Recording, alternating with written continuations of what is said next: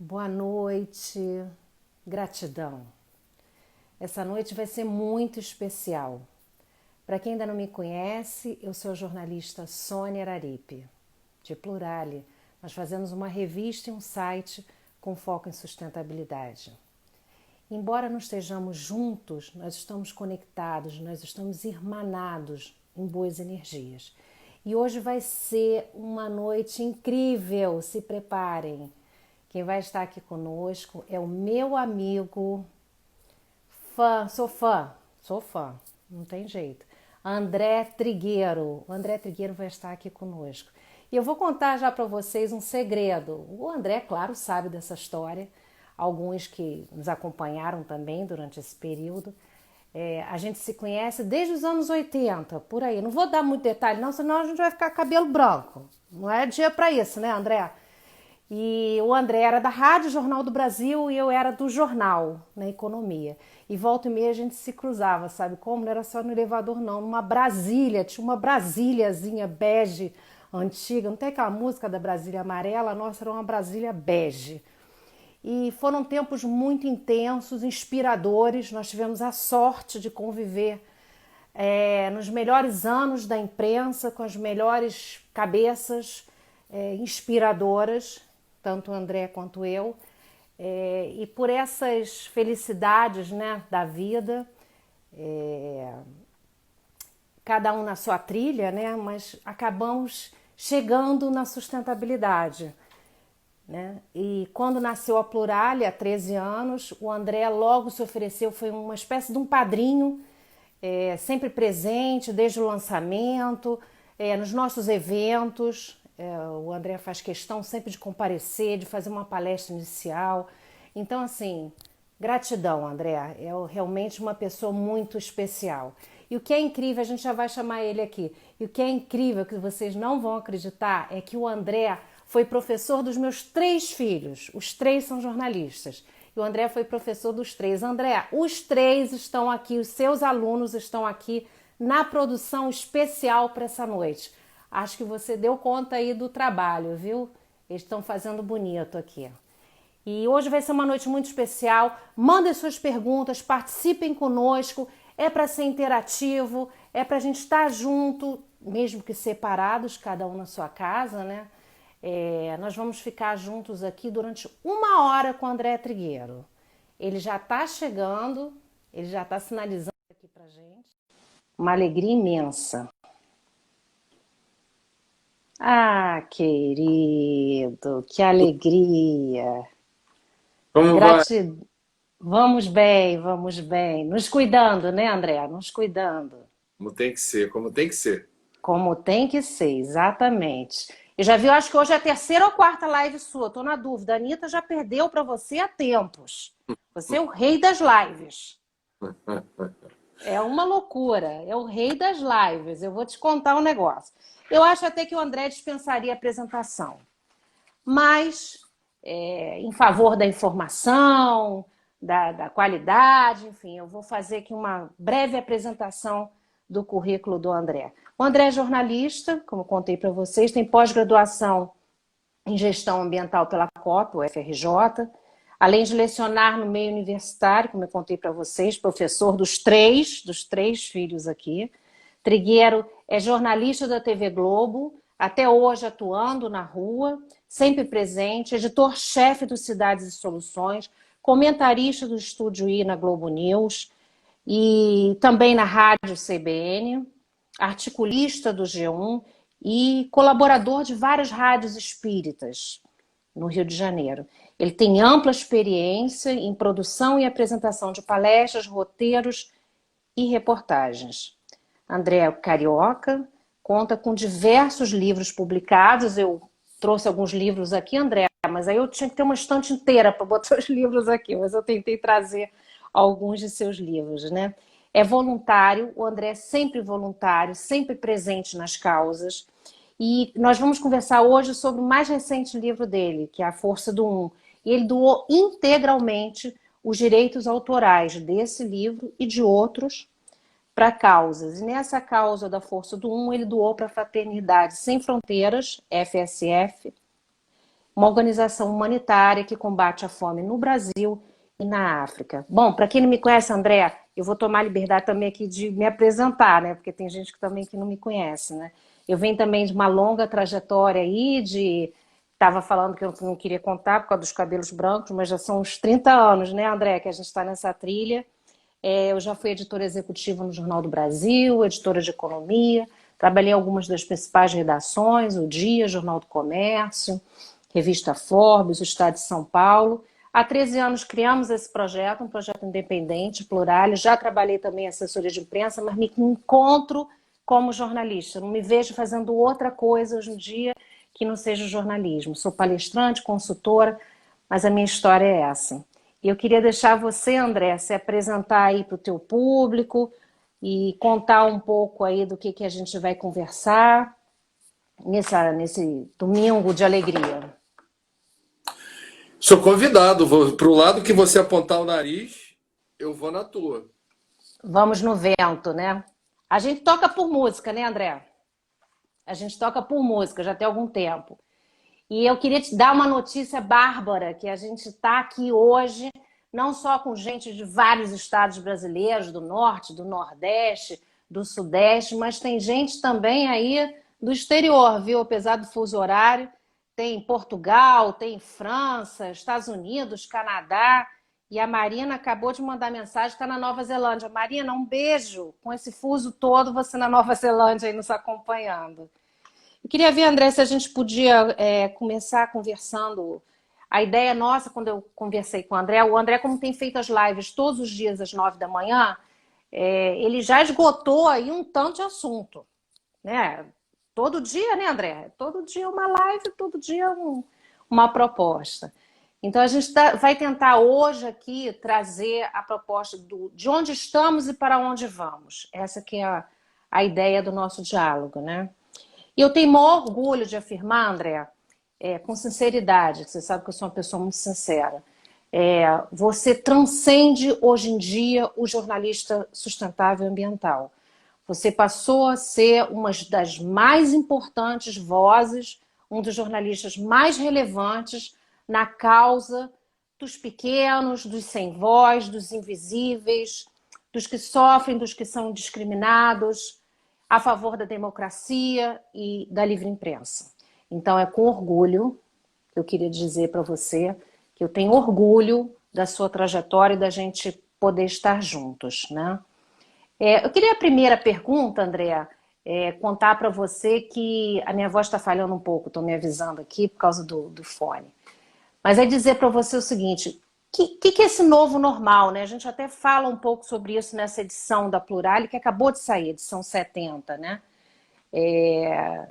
O que é esse novo normal? Aliás, a gente nem chama, André, de novo normal, não. A gente está chamando de novo, porque o normal antigo, de normal, não tinha nada, né? Então, eu queria que você falasse um pouco sobre esse cenário, por favor. Bom, eu não vou me iludir em relação a uma mudança de cultura, um novo normal em todas as áreas que precisam de mudança efetiva, estrutural. Mas sim, é possível afirmar que o pós-pandemia determina novas rotinas.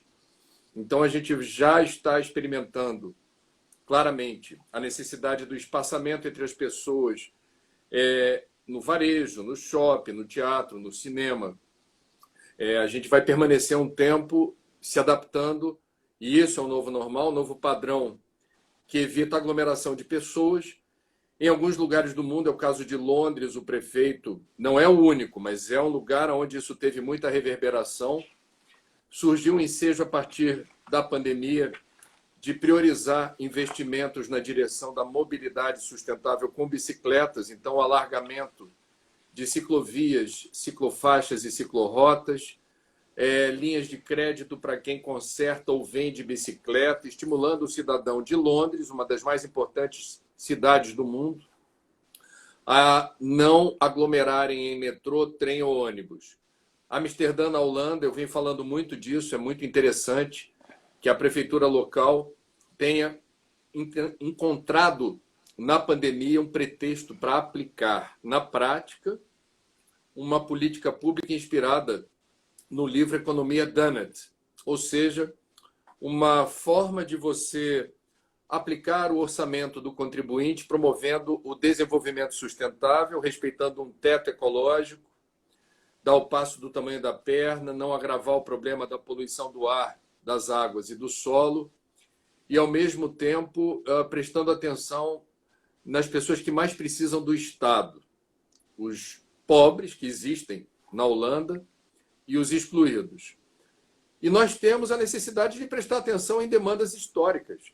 A desigualdade, ela claramente, do ponto de vista epidemiológico, sacramentou o destino trágico de milhares de pessoas no mundo que têm comorbidades associadas a uma má assistência médica. Então, a gente viu no Brasil, isso aconteceu também, está acontecendo no Brasil e nos Estados Unidos, a migração rápida da expansão do vírus das áreas mais abastadas para a periferia e os grotões. Então, quem está morrendo numa proporção maior e assustadora nos Estados Unidos e no Brasil são pessoas pobres, negras e de periferia. Em Nova York, claramente, o recorte foi esse. Nos Estados Unidos, a população negra não tem a expressão que tem no Brasil. Mas em Nova York, dos 5 bairros de Nova York, 2, que eram os mais pobres, com a comunidade negra mais volumosa, foi aonde o coronavírus fez mais vítimas. E no Brasil a gente está vendo a migração justamente para a periferia, favela e grotão.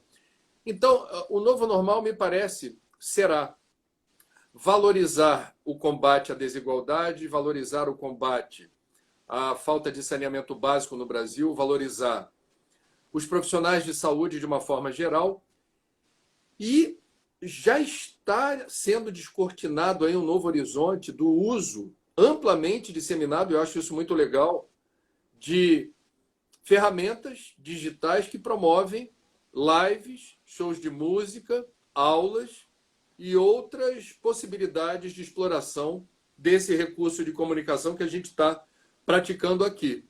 Então, aliás, eu vi o Flávio Venturini aí clicar, que está acompanhando o debate. O Flávio fez uma live lindíssima. Lindíssima. Nossa, Flávio, estava acompanhando aqui. Parabéns. Então, a gente está... Agora, a mudança estrutural... Você não acredita? Mudança estrutural mesmo, para valer, você não acredita? Uma nova sociedade, novas bases... Movimento de manada nos shoppings. Parece que a gente tem uma síndrome de... Uma compulsão, né? Uma compulsão. Por shopping, que é uma coisa que eu respeito, mas não entendo e não endosso. Então, ontem no Rio de Janeiro viralizaram as imagens das pessoas no Costão da Urca, aglomeradas, bebendo, às margens da Baía de Guanabara. Com todo respeito, a pandemia ainda segue curso, a transmissão ocorre numa velocidade menor, mas ocorre. Usar máscaras é fundamental, e quem despreza o risco ou a vida dessa forma não entendeu do que se trata, e isso é muito triste. Nós também estamos acompanhando, e eu espero que isso também seja um alerta, a vulnerabilidade das populações indígenas. Essa interiorização do vírus encontrou um problema adicional da invasão dos territórios indígenas, que é a transmissão do vírus. E eu recebi denúncias, por exemplo, entre os caiapós. Essa transmissão teria se dado justamente pelo núcleo da FUNAI encarregado de vacinar os indígenas contra a gripe comum. Eles não tiveram cuidado de fazer a testagem nos profissionais de saúde da FUNAI. Isso é uma irresponsabilidade que pode ser tipificada como crime no Código Penal. Eu sinceramente, acho que o Brasil, resumindo aqui minha opinião do novo normal, eu acho que a gente já teve elementos de convicção suficiente para perceber que o nosso país fracassou miseravelmente no combate à pandemia. Fomos um dos últimos países do mundo a registrar a chegada do coronavírus. Tivemos todas as condições de nos preparar melhor. E aqui nós compatibilizamos a luta contra a pandemia e o pandemônio político. Não deu certo. Exatamente. E aí, já entrando no desdobramento disso, né, André? Sem dúvida, é uma questão política, é um assunto político. Não tem como a gente não trazer esse ingrediente. E também lembrar o que você falou das profissões, quer dizer, da valorização da ciência, do pesquisador, daquela pessoa que está ali, olha, total agradecimento, né? Tantos brasileiros envolvidos, uma dessas vacinas pode estar agora sendo desenvolvida por brasileiros, seja aqui, seja lá fora. Então, assim, é hora da gente valorizar essas pessoas, né, André? Todas essas profissões envolvidas, os médicos, os enfermeiros, enfim. Quem ainda não entendeu o que é um caso, como disse o André, gravíssimo, eu não sei em que mundo que está, né? Bom, o presidente outro dia mandou seus seguidores entrarem nos hospitais e constatarem que os leitos estão vazios, etc. Isso é crime. É crime contra a saúde pública. E é assintoso, porque expõe os profissionais de saúde e as pessoas doentes a riscos adicionais. É um absurdo, é um mundo surreal, assim. Parece que a gente está vivendo uma realidade paralela. Agora, a ciência brasileira está de parabéns, porque sem recursos, isso não é agora, desde o De governo sempre. Dilma, depois Temer e agora, a gente está numa descendente de destinação de recursos públicos do orçamento da União para ciência e tecnologia. Nenhum país do mundo conseguiu dar o salto na direção do desenvolvimento sem investir pesadamente em ciência e tecnologia, mas o Brasil está de parabéns porque fomos um dos primeiros países do mundo a sequenciar o genoma do coronavírus.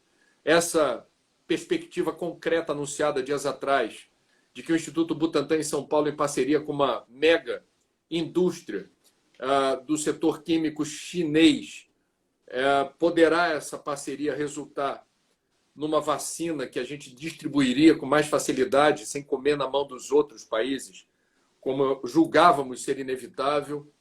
Lembro que a ciência brasileira também, por ocasião do Zika vírus, a gente descobriu, em primeiro lugar, a relação do Zika com a microcefalia.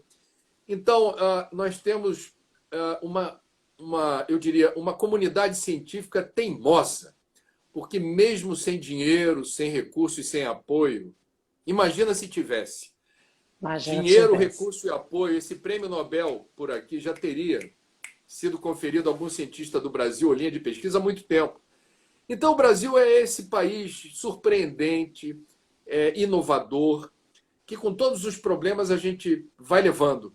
Agora, eu acho que tem um desafio enorme, que é o Brasil encarar de frente o problema da desigualdade. A mãe de todos os problemas brasileiros é a desigualdade. E a gente precisa ter a clareza de que essa não é uma questão ideológica. O combate à exclusão, à miséria e à pobreza não pertence a uma agenda da esquerda. Essa é uma agenda humanitária. O capitalismo moderno, os grandes magnatas do mundo já descobriram que não há esperança para o capitalismo com o crescimento da miséria e da pobreza ou a elevação da desigualdade. Então, E completando, né, André, esse fato de mais de 100 milhões de brasileiros terem solicitado ajuda emergencial, né? Quer dizer, então é um universo que só não vê essa desigualdade quem não quer. e o ministro da Economia, essa semana, declarou que descobriram 35 milhões de invisíveis. Invisíveis para ele. Não para nós. Para nós, não. Então, a gente precisa, e o Brasil está atrasado nessa agenda, seja qual for o regime, seja qual for o governo, mas é uma política de Estado que deve atravessar mandatos, encarar o câncer da desigualdade, porque isso nos oprime enquanto sociedade, enquanto nação, constrange o desenvolvimento. Não há desenvolvimento pleno sem educação de qualidade para todos. E aquela agenda, a gente sabe disso. Agora, enquanto a gente tiver ministros da educação medíocres e a ausência de projetos efetivos para permitir a ascensão do Brasil eu diria, na escala das nações, a gente vai ficar no gogó, com bravatas, com discursos ideológicos, e isso não leva a nada. Isso é bolha de sabão, ó. De repente, foi-se. Exatamente. Vamos tomar mais uma pergunta aqui, André. Está chegando da Flávia Ribeiro.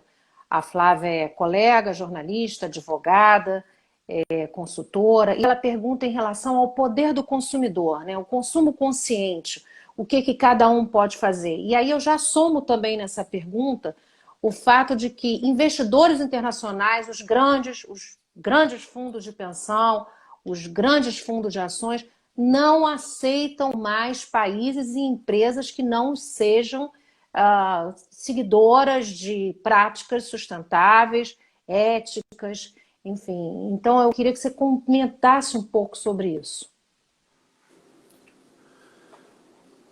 Bom, a gente tem um poder que a gente menospreza. Eu, por exemplo, esse ano não comi carne de boi e não quero mais comer na minha vida. Eu vou Não fazer como há 5 anos.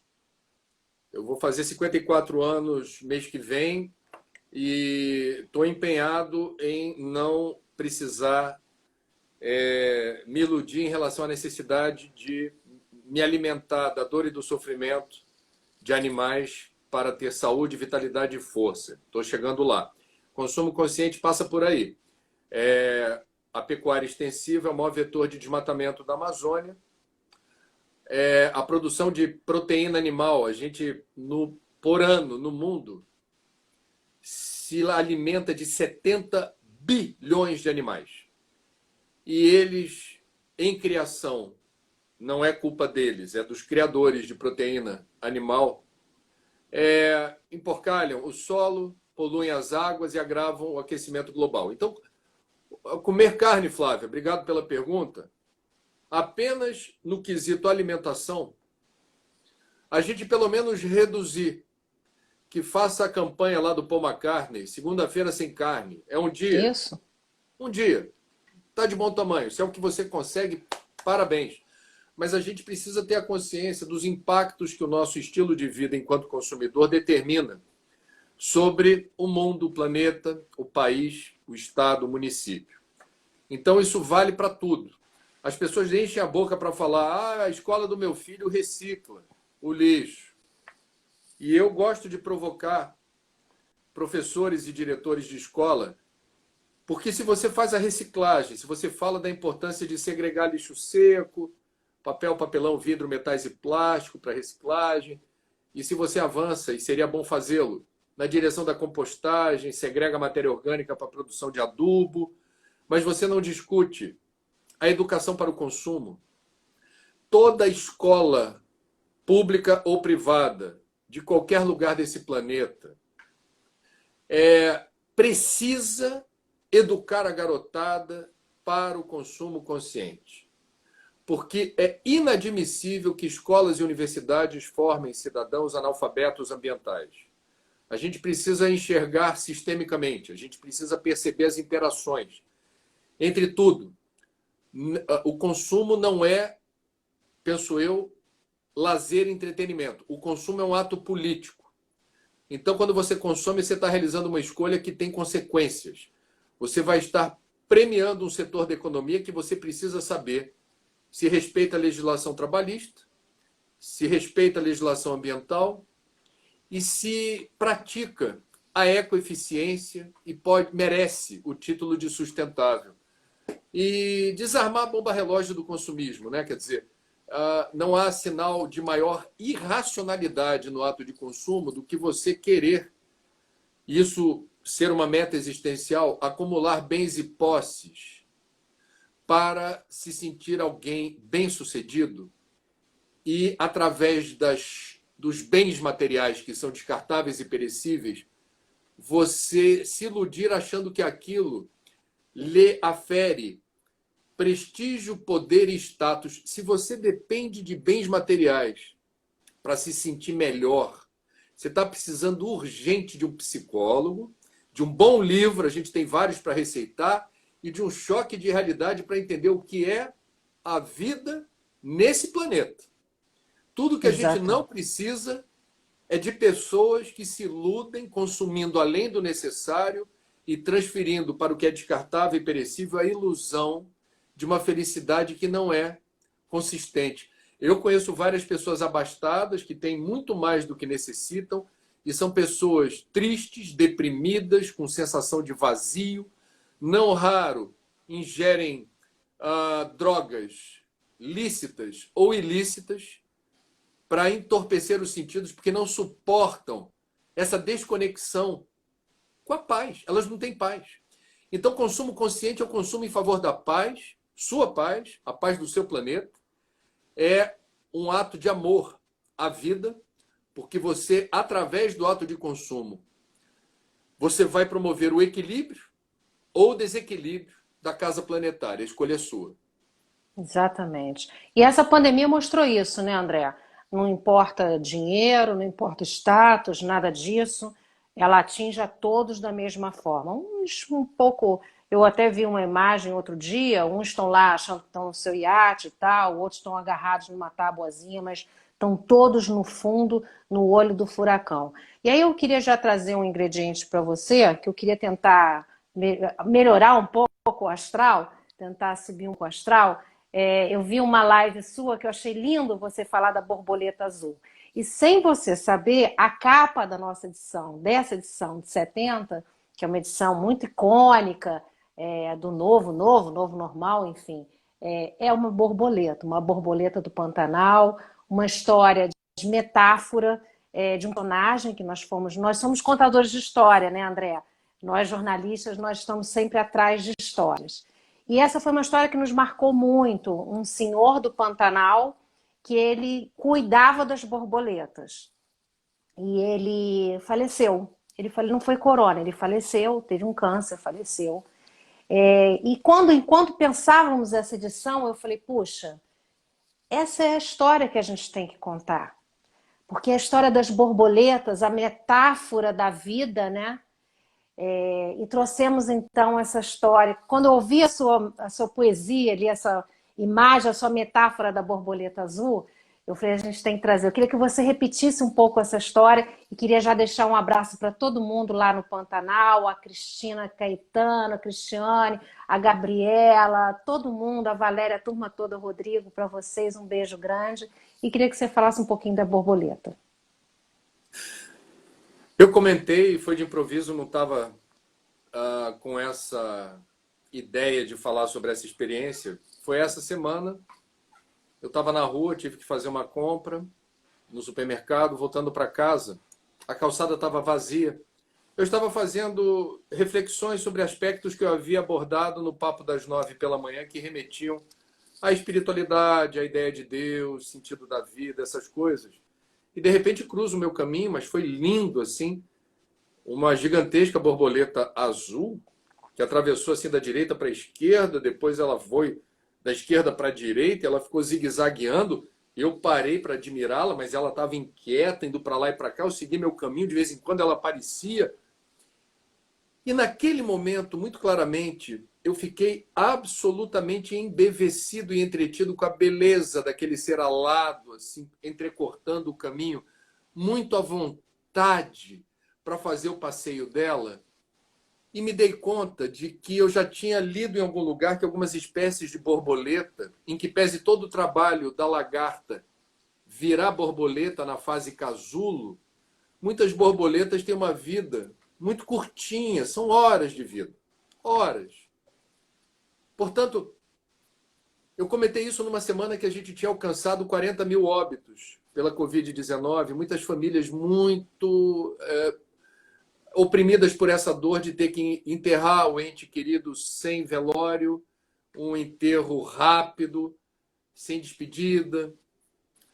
E aí eu comecei a contextualizar isso dizendo, olha, por vezes, por mais doloroso que seja a gente falar sobre isso, o tempo da gente na Terra não é definido propriamente por nós. E por vezes o que nos parece uma tragédia é o cumprimento de uma missão no tempo que foi estabelecido por Deus, pela natureza, por uma força superior, o que seja.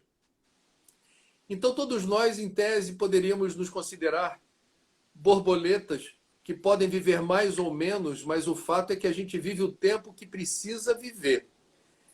E isso dá muito alento, dá muito conforto para muita gente que tem, às vezes, eu respeito, eu não sou o dono da verdade, mas a impressão de que a pessoa deveria ter vivido mais, que aquilo foi um acidente de percurso, que Deus não é justo porque tem tanta gente ruim vivendo por aí e a pessoa que eu amava partiu tendo uma vida pela frente.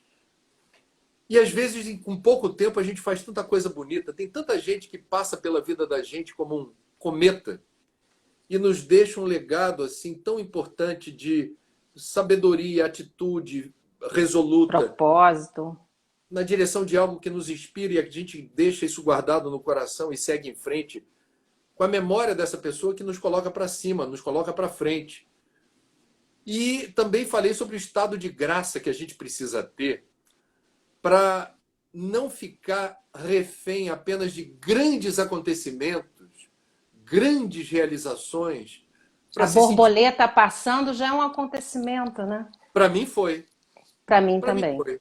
Então, assim, essa capacidade da gente se enternecer, se embevecer, se distrair, capturar o sagrado, o belo, o inspirador, na trilha obstinada de formiguinhas, levando seus recortes de folha para o formigueiro, aquela beleza da disciplina espartana, daquela espécie que, de forma resoluta, faz o seu trabalho, apesar de tão frágil, né? Tão vulnerável. Quando a gente está em casa ou na rua e se entretém com um passarinho que pousa no banco da praça ou pousa no parapeito da janela, e aquilo, de repente, absorve sua atenção, e quantos insights e quantas situações interessantes podem surgir a partir dessa contemplação. Eu, sinceramente, procuro fazer disso uma filosofia de vida. A felicidade não necessariamente. Aliás, eu estou convencido de que nas pequenas coisas da vida, a gente tem todo santo dia a oportunidade de fazer as pazes com o coração desalentado, atormentado, angustiado, com os presentes que o destino nos dá. A beleza das coisas está na capacidade de você percebê-las. Porque se você fica muito exigente, não, para mim ser feliz tem que ser assim, assim, assim, assim, assim, do meu jeito. Ok, é uma escolha sua. Não se Você vai per- surpreende, né? você vai Acaba perder o que não melhor se da festa. surpreende.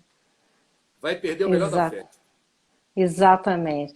E aí eu já queria aproveitar, André, entrar o que que é a força do um, né? Eu já li o livro, não vou ser spoiler, não vou contar antes a história, mas a força do um tem eu acho que tem também uma ligação, uma metáfora muito forte com esse momento, já que estamos falando da construção ou da reconstrução, ou de repensarmos o nosso papel na sociedade e o que podemos fazer, ser voluntários, sei lá, agarrar-se a alguma causa. Eu, por exemplo, André, eu sou voluntária em vários projetos.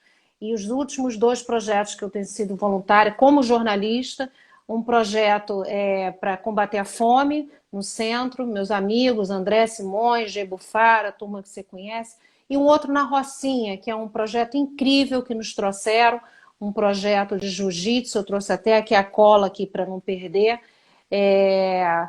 também um projeto lindo. Então, assim, é possível, a força do um muda o coletivo, André?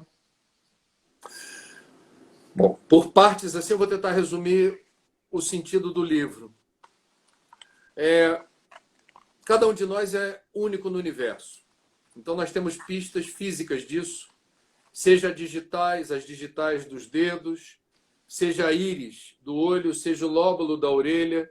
Então, a natureza, com muito capricho, determinou que nós tivéssemos essa carteira de identidade assinalada pelo shape, pelo formato, pelo design de cada um de nós único no universo. Ponto 1. Isso, para mim, é um sinal de amor e de reconhecimento dessa filiação divina. Somos especiais, portanto. Cada um de nós é único. Duas pessoas que pensam iguais, acham que pensam iguais, mas não pensam. Eu e você somos ambientalistas. Você pega todos os leitores da Plurale. Se a gente fizer um grande seminário sobre o mesmo tema, consumo consciente, cada um de nós vai fazer um recorte, vai ter uma percepção dessa questão diferenciada. Nós somos Certamente. únicos. Somos únicos. Ponto 1.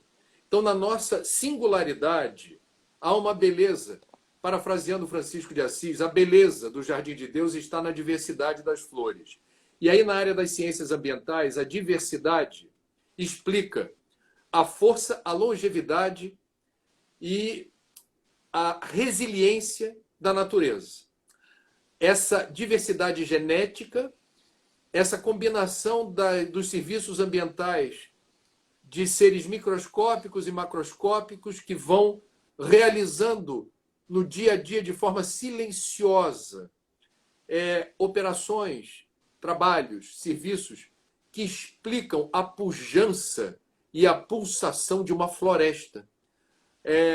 Eu comentei outro dia que eu, numa palestra para o povo do papel e celulose, eu falei assim, olha, vocês equivocadamente chamam floresta de eucalipto, que na verdade é plantação. Floresta é outra coisa. Vocês não devem usar floresta de eucalipto, porque vocês estão ligados a uma monocultura. Agora, uma floresta, ela é o reino encantado da diversidade e da pluralidade. Por isso que a floresta é rica em vida. Então, a senha para a gente compreender uma lei que rege o universo, que é o que explica a vida.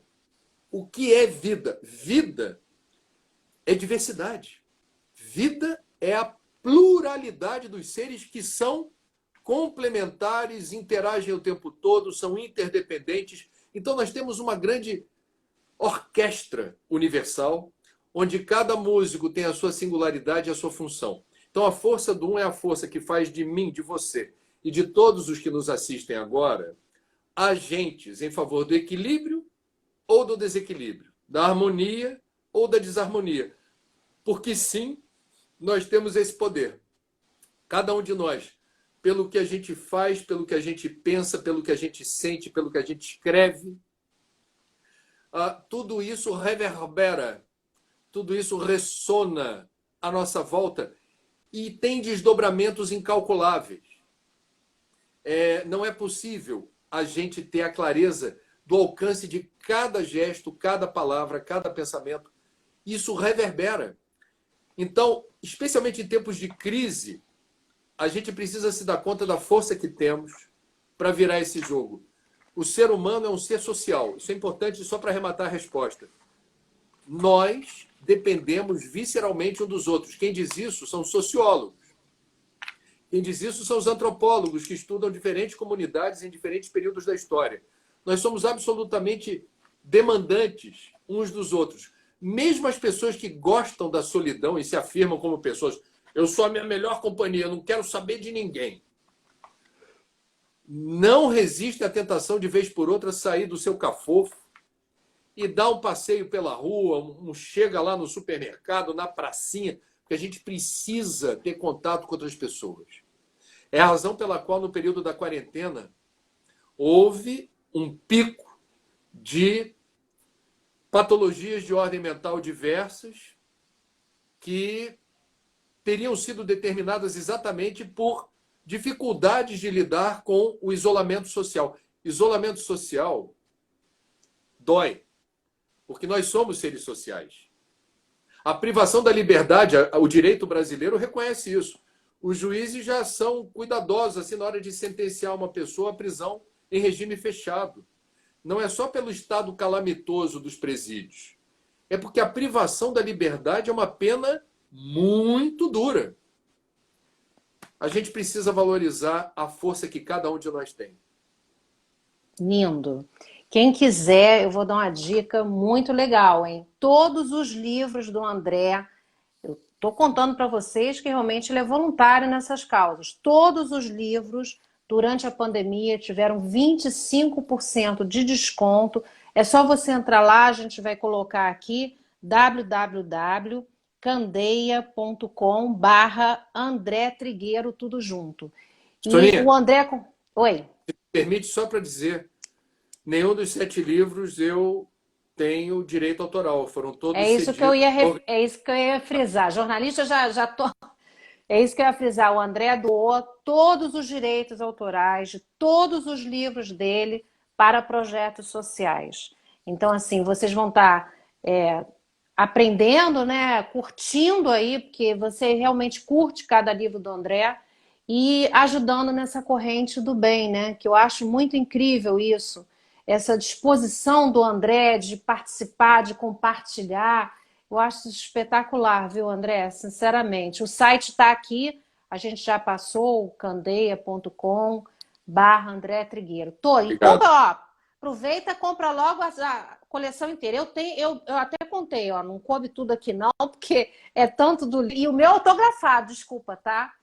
Então, assim, fica aí a dica, porque realmente. Eu queria trazer um tema aqui, André, que a sustentabilidade a gente sempre sonhou, né, em ver todas as partes, né, da sociedade unidas, né, que seriam os governos nas três esferas, né, governo federal, governo estadual, municipal, enfim, as empresas, o setor privado e o chamado terceiro setor, a sociedade civil organizada, atuando em torno de causa, como você falou, da causa, por exemplo, da desigualdade, da causa dos oceanos, da causa das florestas, enfim, causa não falta, né, gente? Causa boa é o que mais tem, né?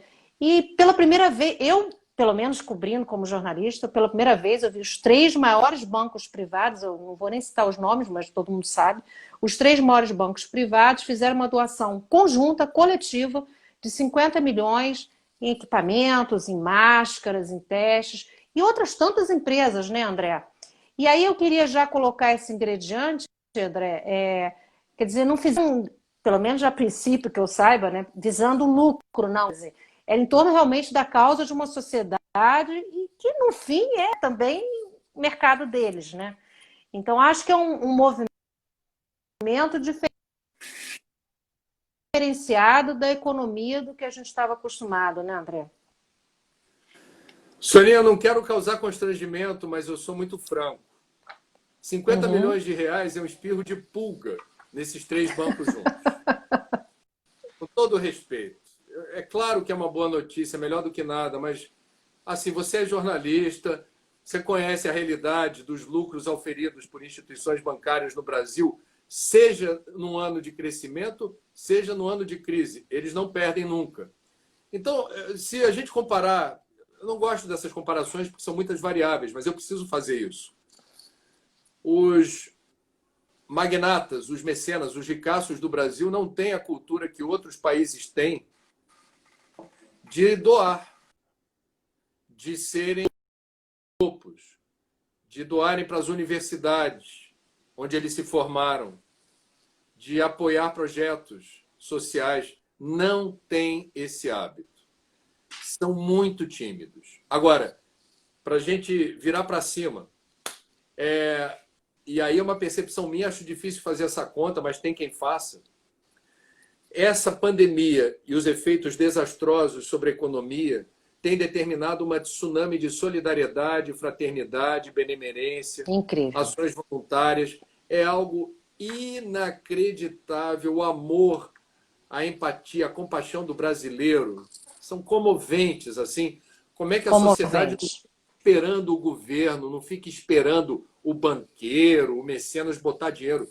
De baixo para cima se articula, faz ação, faz uma campanha, organiza a campanha na internet, bota nas redes sociais. Eu vou dizer para você assim como é que... Vou contar dois casos rápidos assim de ações que me comoveram.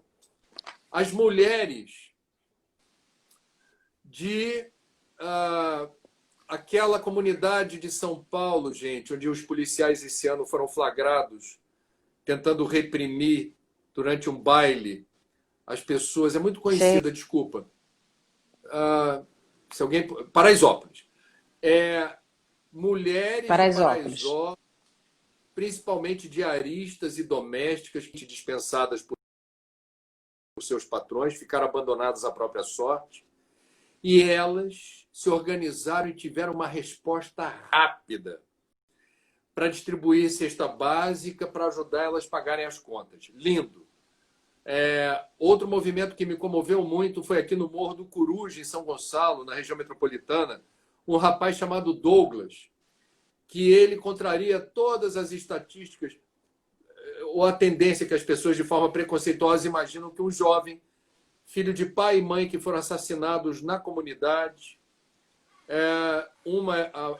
uma era viciada, a outra era ligada com o tráfico. Todo mundo dava como certo que o Douglas seria mais um recruta do tráfico.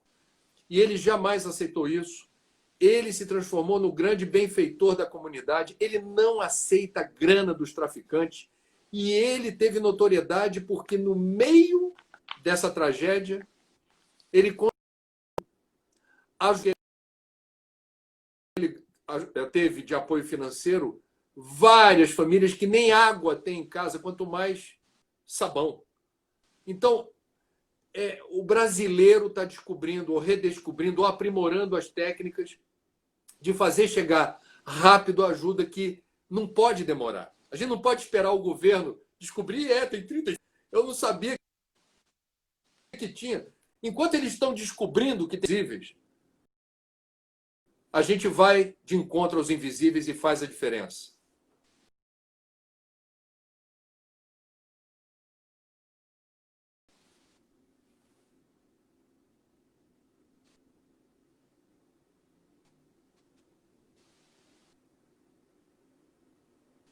Desculpa, Sonia, eu não estou te ouvindo, tá? Para quem quiser, André, conhecer a história da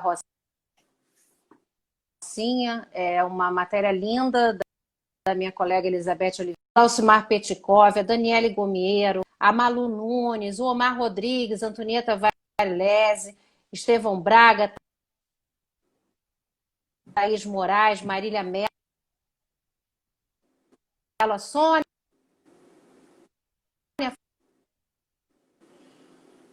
Favareto, Sônia, o Márcio Astrini, lá do Observatório do Clima, o Celso Ataíde, a Márcia Irota, a Fernanda também. E os nossos amigos professores, André, a Marília,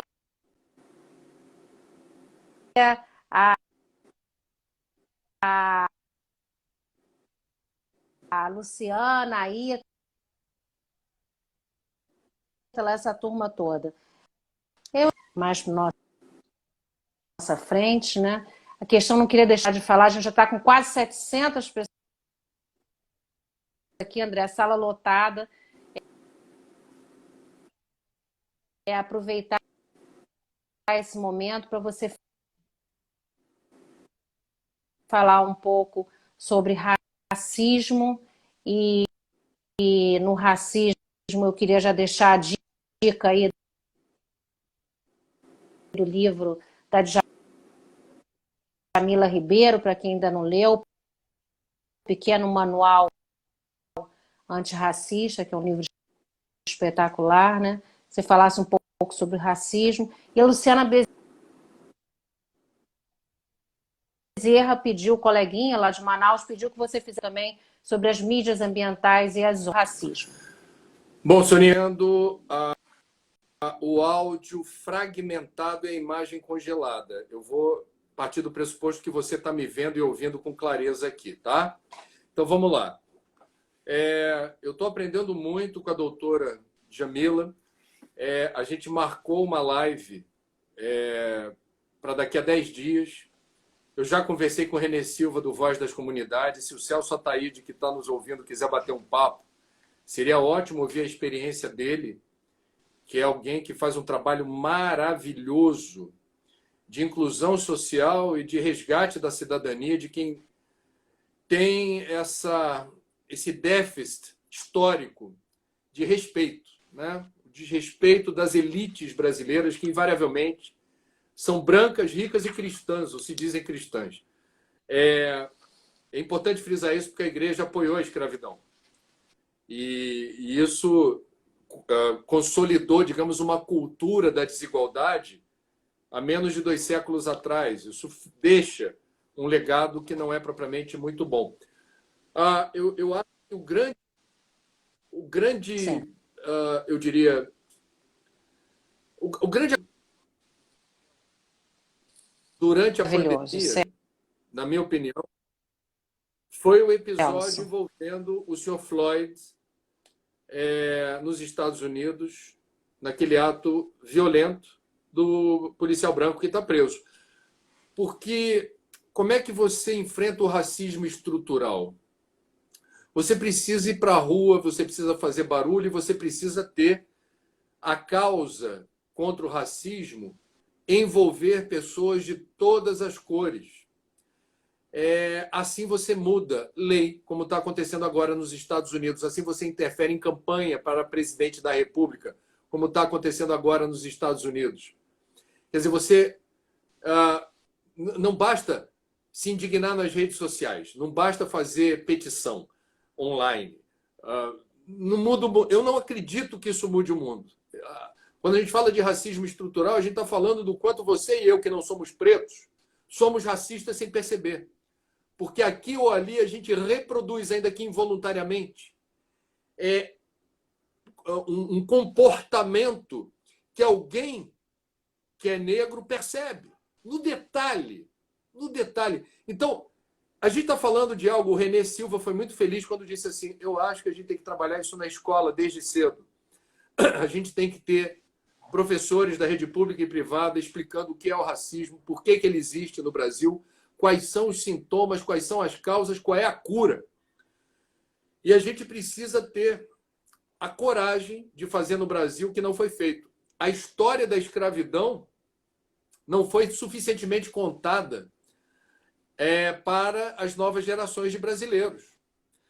Alguns historiadores, o Laurentino Gomes é um desses feras, estão tentando amplificar o que foi o racismo no Brasil e de que maneira ele se perpetua na linha do tempo.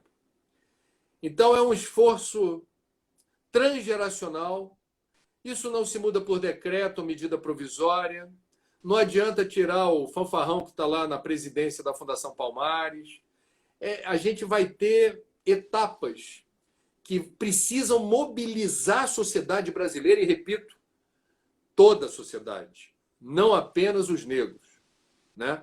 Seguindo o princípio que a Angela Davis nos ajuda a pensar e nortear a nossa conduta. Não basta ser contra o racismo, é preciso ser antirracista. E eu me sinto absurdamente comprometido com essa causa.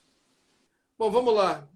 O fecho, Sônia, é o seguinte. Primeiro, agradecer o fato de você ser quem você é, uma jornalista ética que está contando as histórias boas de ouvir as histórias certas em tempos de crise.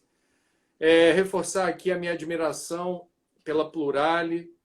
Quem faz mídia ambiental no Brasil sabe o tamanho da encrenca que é carregar esse piano sem rodinha, procurando fazer um trabalho que um país do tamanho do Brasil, com a riqueza natural do Brasil e com a cobiça e a ganância que essas riquezas despertam no setor público e privado, quem faz mídia ambiental setorizada está na contramão dos interesses de muita gente que posa de boazinha, que posa de alguém que seja protagonista de uma história bonita, mas nada a passar. Então é muito importante a gente reconhecer o mérito, o valor, o protagonismo de todos os jornalistas, radialistas, comunicadores, blogueiros, youtubers, que estão reconhecendo o tamanho do problema em tempos de negacionismo científico, manipulação de dados, anti-ministério do meio ambiente, entre outras armadilhas que o Brasil hoje precisa não apenas reconhecer que existem, mas desarmá-las, porque são criminosas e anticonstitucionais. Então, parabéns pelo teu trabalho. Eu desejo às pessoas que nos acompanham aqui força, coragem e fé. Isso vai passar. Se Deus quiser, vai passar rápido. E que a gente não deixe de perceber o que precisa ser diferente daqui para frente. Porque não é possível defender um mundo diferente com pessoas indiferentes. A gente precisa fazer a diferença fazendo diferente. É o que eu penso. Beijo, querida. Parabéns por tudo, viu?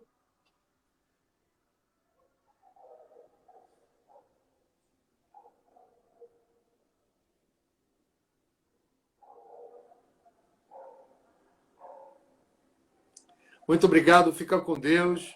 Beijo na família, cuidem-se bem, tá bom?